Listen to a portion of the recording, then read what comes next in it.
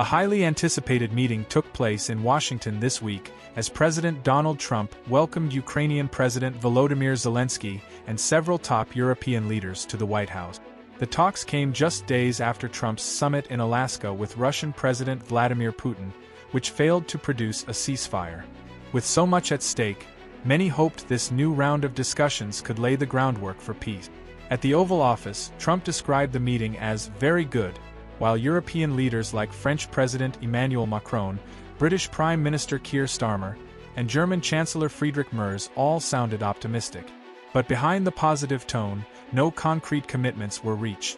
One of the biggest developments was Trump saying he has begun arranging direct talks between Putin and Zelenskyy.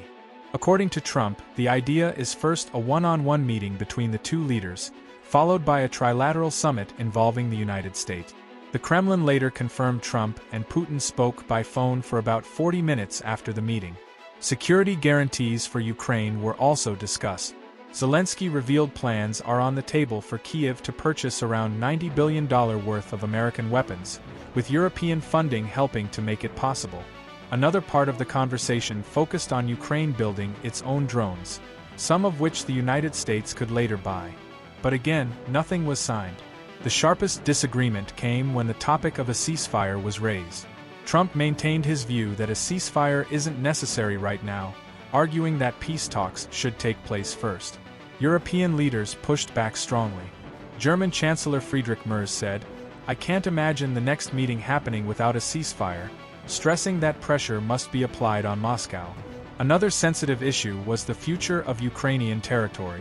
Zelenskyy reportedly discussed a map with Trump showing Russian-occupied areas, but NATO Secretary General Mark Rutte insisted that redrawing borders was not formally discussed, leaving that question for any potential future talks between Kyiv and Moscow. In the end, the White House meeting was long on symbolism but short on binding agreement. For now, the world is left waiting to see whether Trump's push for a Putin-Zelenskyy meeting can finally deliver what countless talks before have failed to achieve: a path to ending the war.